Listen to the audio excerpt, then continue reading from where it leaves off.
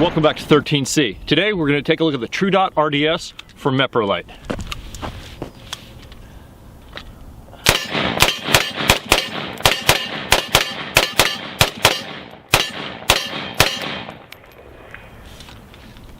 For those of you who follow the channel, you know that last year when news broke on Eotech and some of the issues they were having with point impact shifts and things like that, that was brought to light by the FBI and DoD, I was looking for a replacement for this Eotech. And my go-to home defense rifle is actually a Tavor.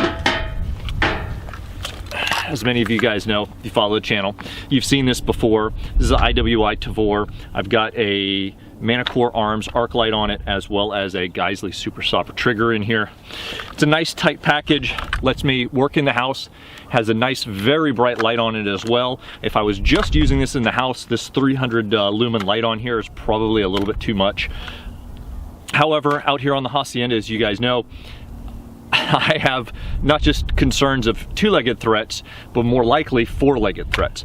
A lot of wild animals out here, and specifically coyotes. Now, we do some population control and thin them out from time to time. However, if something goes bump in the night and I have to defend my animals, the sheriff's office isn't coming out here to deal with coyotes attacking. So that's something I'm gonna have to handle myself. Not to mention response time out here. Probably have one of the best sheriff's departments around in this area. They're a great group of guys. However, you know, there's only so many deputies on shift at one time, and we are kind of out here in the middle of nowhere, so response time can vary just based upon the call load and where those deputies are. So that's one of the reasons why I have a rifle like this for home defense and also to take care of the farm. So in the interim, I've had this Aimpoint Pro on here. Great optic, I love it. You can turn it on.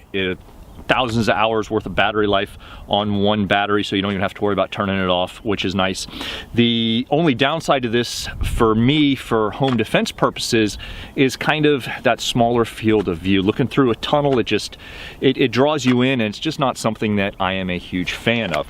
That's why I prefer the wider field of view as something like an Eotech. Now, this Meprolight has a very similar field of view. In fact, I think by the specs it might be just slightly larger field of view. So when Black Friday, last year when Black Friday, Cyber Monday rolled around, it had a great deal on these. I just absolutely could not pass up. So that's when I picked this up. That's when I purchased this. And for the specific purpose of replacing it on that. Of course, you see it right now on the Mutant. You're probably asking yourself, why isn't it on the Tavor? I have tried it out on the Tavor. It works very well, but this Mutant review is currently ongoing, and for some of the reliability testing, I can kill two birds with one stone. I can get some reliability testing on the optic itself, as well as the rifle. So that's why you see it where it sits today. This will, when I'm done with this, be moving into its permanent home on that Tavor. So some of the features of this is it has a 1.8 MOA dot. Some places you'll see it listed as 2 MOA. Either way, it's a small dot, and I like that a lot. I prefer a smaller, more precise dot, and handgun RDS, red dots, things like that. You might want a larger one, but for any sort of rifle, carbine, I want that 2 MOA dot.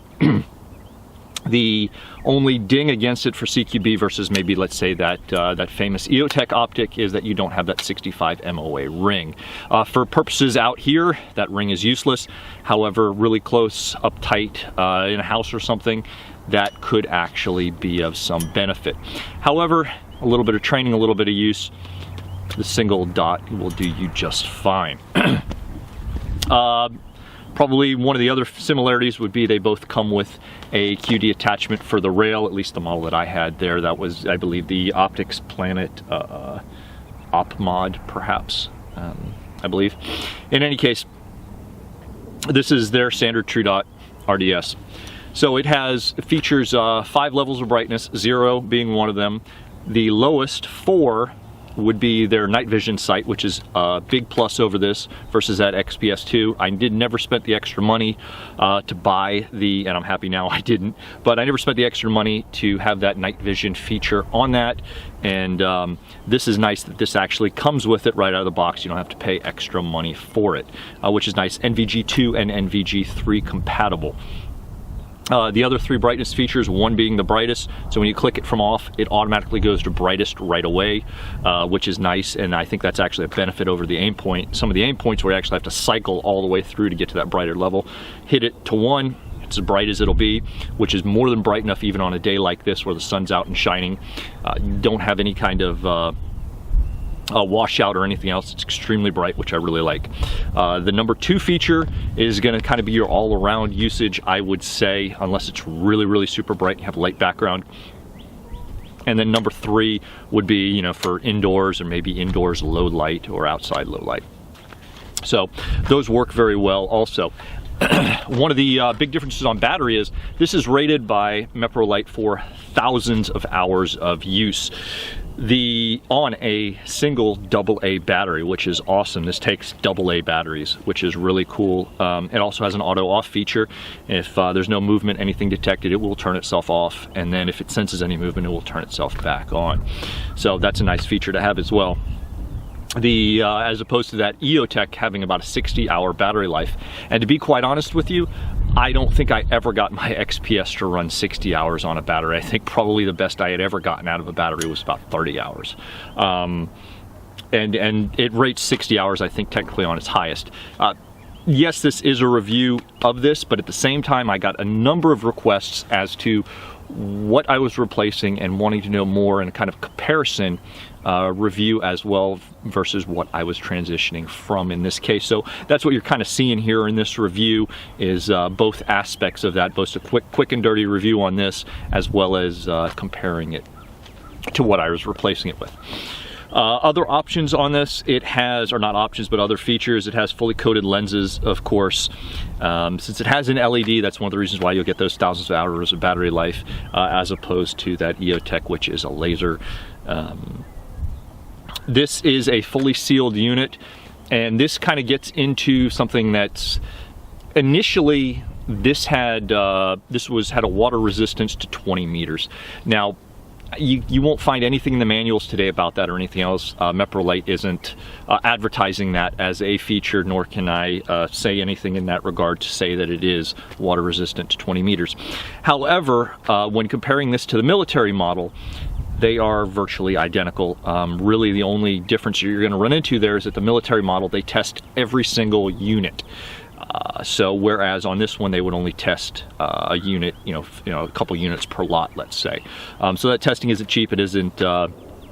It is somewhat intensive, and because of that, that's why you see that extra price point on the military version. Generally speaking, there's no difference you're going to see between the two in any features or anything else other than those mil-spec certifications or military standard certifications that the military version is going to have, which you could buy if you were so inclined. In America, it is not a prohibited item for a citizen to have. So, in my opinion, you might as well just save the money, go with this, because you're not really going to see anything different. In any case, it is listed as fully sealed. While it doesn't give any depth of water resistance or waterproofing, it is listed as fully sealed, and it also says that if you needed to, one of the ways to clean this, other than cleaning it with a soft cloth or a wet damp cloth, you can also clean this under running water. So they would not tell you to put it underwater if you couldn't, I don't think. Although, like I said, there's no depth thing, so don't hold me to the fire on that. As far as for my purposes out here, you know, the worst I'm going to run into with this is heavy downpours of rain, which of course if you put it under running water, you've got no issues there. Maybe a puddle that it may fall into, or absolute worst case scenario, the pond, which is going to be 8 foot deep, I think, at its absolute maximum depth. So definitely well within what would have been those 20 meters. So I have no concerns in that regard. Size-wise, this is slightly larger, and I'll put some pictures up, or I should say slightly longer. Width-wise, it's about the same. Height-wise, it's about the same. It's just that length, it's a little bit longer going. It's going to take up a little bit more real estate on your rail. Not that much more. When you look at these two, and like I said, I'll put up some pictures, it's not too bad. The weight difference is gonna win out with the Eotech. The Eotech weighs in with the battery at about 9.1 ounces, whereas this Optic comes in at 10.5 ounces. So you're looking at, or 10.6 ounces, which puts you at almost exactly 1.5 ounce difference here. So it is slightly heavier. Is that 1.5 ounce difference going to make or break on a rifle? As far as I'm concerned, absolutely not. If that's one of the things where you're looking to build some sort of super lightweight setup and that 1.5 ounces matters to you, I just figured I'd throw that out there for you. Otherwise, over the past year and a half, I've fired hundreds of rounds through TruDot RDSs, and I have a number of friends and colleagues who have these on their rifles as well. They've got a pretty good reputation now, and it's one of the things that led me to them. This one I only have a couple hundred rounds underneath its belt thus far. As I wrap up the rest of this review, this will see a couple hundred more rounds, and then I'll move it over to the Tavor. At this point, I move it over to it, fully confident in it, fully pleased with it. However, you know, I've got to get this review finished on this, so I might as well put a few more rounds through this just to continue on it, and you know, build that a little bit more confidence in it, and have some more experience with it before I put it on a rifle that, for the most part, now just sits in the safe. I hate to say it, or not sits in the bedside safe anyway, as my go-to rifle. So it's kind of sad to see that happen somewhat, but there's only so much time you can get out to go and shoot these different things, unfortunately, and I spend a lot of time with a number of different rifles, so as you guys know. So this Optic is going to sit on this CMMG Mutant for just a little bit longer. This is the MK47 AKS-13. They call it the AKS-13 because it has a 13-inch barrel, and then this crank-style device is actually pinned on to give it the overall length of 16 inches to prevent it from being a short-barreled rifle. So this is a pretty cool package. I've really enjoyed it, and I've got my accuracy portion done. I've pretty much done with reliability. I've done that snow testing on it, which was something you guys had asked about. So it's going to be a roundup review and a little bit more reliability on this before I get that one finally wrapped up and published. If you guys have any questions about that, get them to me as quick as possible. You can hit us up on Facebook or we're /gun reviews, or leave a comment here and I'll try and incorporate some of those in there. This video will be coming out pretty quick after this one though, so you'll want to get those questions in as quick as possible. I appreciate them a lot. This is where this video is coming from, is from your questions and comments directly. So I really appreciate that, and the feedback. Definitely thank you again for that. I think that pretty much wraps it up on this Optic and gives you my thought process behind changing over and why. Speaking of temperatures, when I pulled this out of the house, we were going from 72 degrees inside the house in the middle of winter, comes out in the middle of the night. Worst case scenario, you're talking about -20, -25. I think last year the coldest temperature was -28. Thank God it didn't get that cold this year. But you're talking about damn near 100-degree temperature swing from 72 to -28. That would be well within the range for what the DoD found on that Optic from Eotech to cause some point of impact shift, and what sometimes can lead to permanent point of impact shifts. So that's one of the reasons why I went to this. This has an operating temperature of -40 degrees to +140 degrees Fahrenheit. Storage temperature on this is -40 degrees all the way up to 160 degrees for the storage temperature, which leads me to believe that I guess it won't turn back on until you get that temperature back down to 140. I have not. It's been the middle of winter here.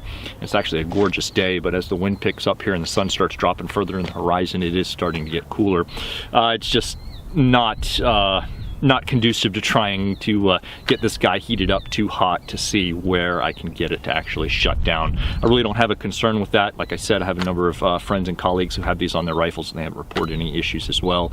Actually getting the Optic itself up to 140 on an AR style rifle like this, on the Tavor, I just don't see that happening. If I was running it up front on an AK, sure. But where it sits here over the magwell on this, or over the handguard on that Tavor, just that area, it's just not going to get that hot.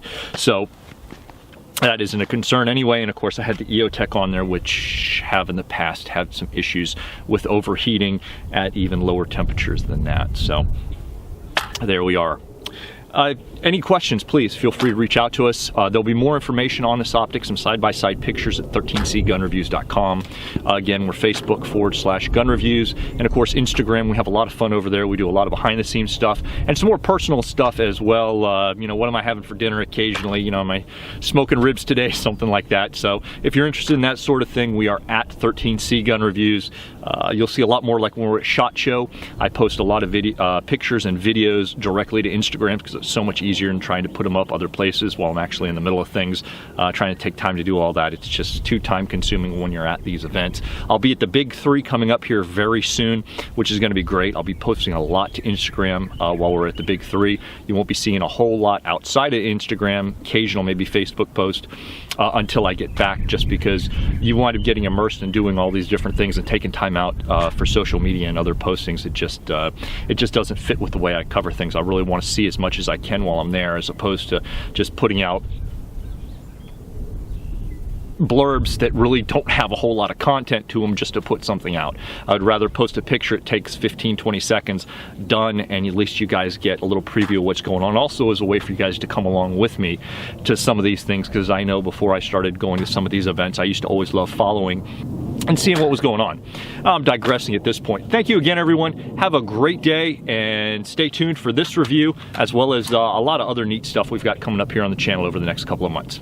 Be safe.